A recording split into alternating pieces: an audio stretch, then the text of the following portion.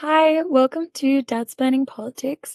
I'm Frederika, and this is my father. Hi, I'm Mark, Freddie's dad, and this is episode 1 of Dad's Planning Politics. Woo, very exciting. Finally getting into it. So today we're going to be talking about primarily the US election and everything that comes along with that, as I think it really is at the forefront of the people's minds, the world's mind, really. I know it's only a week away, Freddie. How are you feeling about the whole thing? Incredibly stressed, actually. I think that a lot more weighs on this than the average person would think. I've had a few conversations with my friends about it, and they've all been shocked that I care so much about it or that I'm spending so much of my mental energy focusing on it. But realistically, like, America is a huge player on the world stage, and whatever the leader decides to do concerning all the conflicts happening right now is going to have a massive impact on peace and security. Massive. Do you think you're really interested in it because you're studying politics, or even if you weren't studying politics, you'd be really... I feel like right now is one of the most important times in history to ever realize the power of politics. I don't think today is a day where you can look at politics as a special interest or a hobby. I think it's something that concerns everyone and everything. Mhm. It is how you identify. It is where you're from. It is your very essence of who you are. And that's because of polarization and a bunch of other things. But in essence, yeah. It's crazy the fact that the US election seems so close, even after all this time, with a really good Democratic candidate in Kamala. Mm-hmm. And it's amazing. And this whole polarization of people your age, that young men are so much for Trump and young women are so much for Kamala. And it's interesting because I even heard some stats today in Australia that 45% of young men in Australia support Trump. 45%. 45%. And you look at that in terms of young women, only like 2% or some rounding error support Trump. So why do you think this is happening? Because this is not the case with my generation. Yeah, look, I can say a lot about this, and I'll probably take quite a few episodes to go into it, because I would like to say this particular area, like the gender division, is my area of expertise. But in a few words, it's because of the whole feminist revolution, right? Mm-hmm. That happened. Women started demanding rights, la la la. That happened. Everyone kind of moved on from it and kept going about their lives.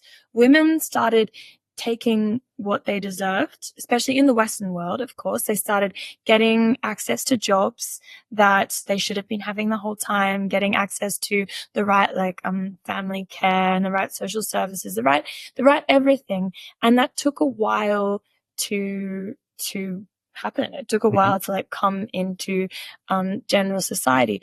Now that has happened, we're getting the reaction from the other gender. So I think your generation, it hadn't gotten to the place where it is now. Mm-hmm. It wasn't as dramatic, the levels of equality, I guess you're seeing, or the levels of opportunity. But now it's so dramatic. Young men are getting scared. They're getting worried. They're being... What is their role? Yeah, what is their role? Are they being pushed out of a society that they were once kings of? I mean, anyone in a position where they are the most powerful, important figure, I suppose, would feel stressed and worried when they feel like that's slipping away from them, their control. I mean, not that that's okay, obviously, but it does explain a lot of the changes in opinion. Do you think this will normalize over time, or what do you think will happen with this?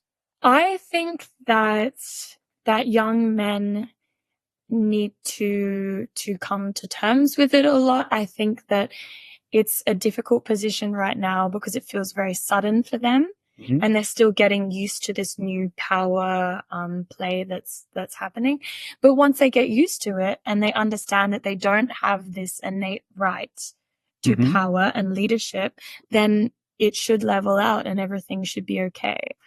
But yeah, it's just getting worse and worse because young women are getting angrier and angrier at young men, and young men are doing the same thing. So I hope so. I mean, I think still a lot of the US scenario is out and out racism and sexism, right? There's a lot of people on on the right wing of the US who simply don't believe a woman can be the commander-in-chief, right? Yeah, of course. It doesn't matter how good Kamala is. Seem a bit bizarre, right? That whole concept. It's interesting for me, having worked for female bosses for a long time. I've had that experience, right? And I know that they're just as, if not more capable and more intelligent than men in that position. But if you haven't had that experience, it's probably difficult for some men who haven't been in that environment where women are in the senior or the superior position.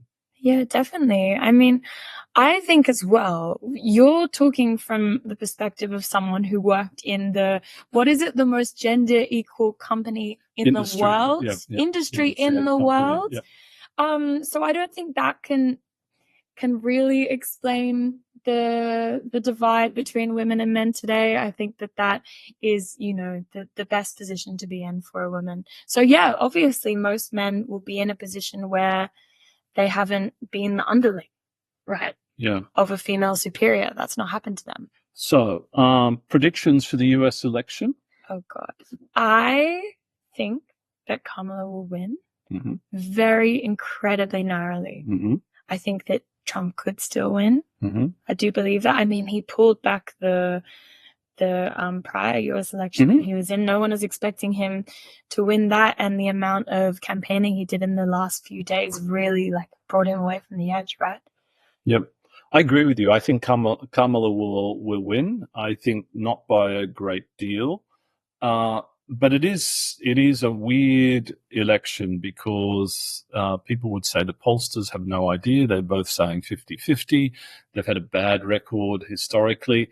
And it's just, the US is so interesting versus Australia. The fact that it's all voluntary voting, the whole effort is to get people out to vote.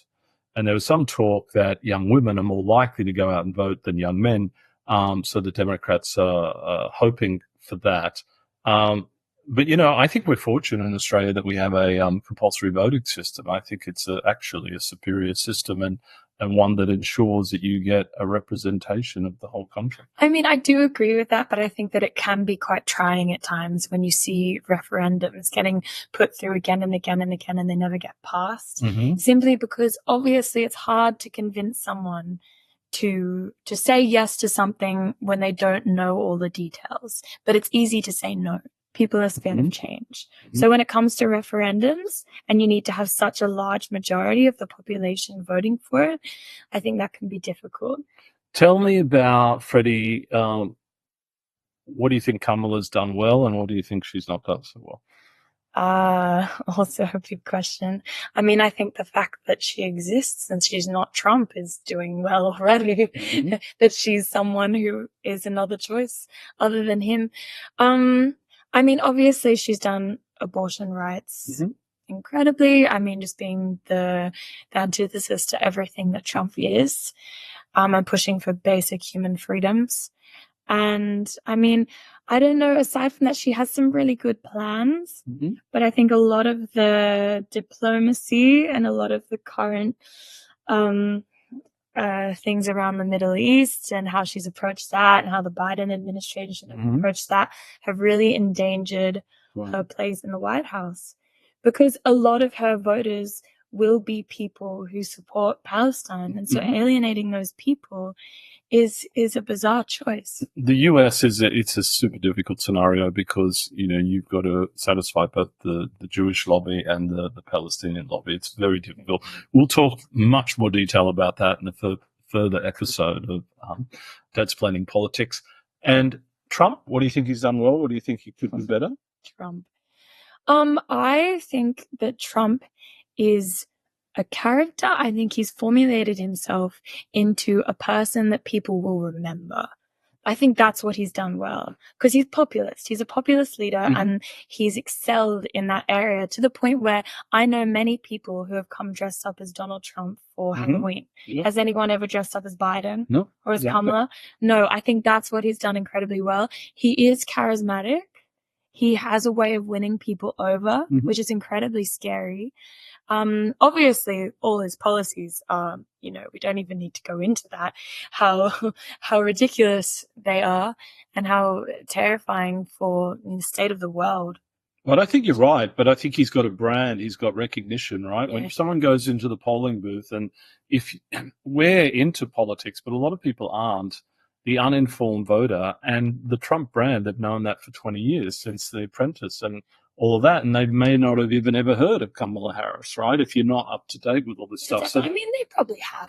so that will be interesting. Oh, don't assume. I think that people do take somewhat of an interest, especially in a situation like this. And if they're going out to vote, if they're willing to put in the effort to sign up for voting, they would do a little bit of research. But I think the problem is just that Trump seems like a strong man, a strong businessman, and people like strong businessmen. Yep. And America has been completely founded on the idea of the businessman, what he can achieve. That's true. So Trump is a physical interpretation of that, whereas Kamala is just everything a lot of Americans deny about their own country. Yeah. I think Kamala has captured the imagination of the country. I love her slogan, "We're not going back." Yeah. The whole rights of the woman is very strong.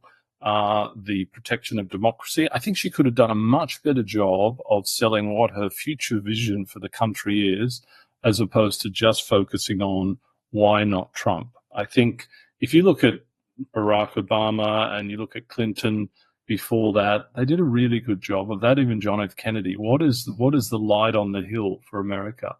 And I haven't seen enough of that, right? And I think that would have been interesting had she done that. The other thing I think they could have done a much better job of doing is all of Trump's former staff are totally against him, including General John Kelly, the head of the armed forces. Yeah. And she should have had a huge press conference with all these people to talk about that and get them all to speak. I think it would have been utterly compelling. Yeah. And all credit to Anthony Scaramucci and Katty Kay for that idea. It's not my idea. Listen to that.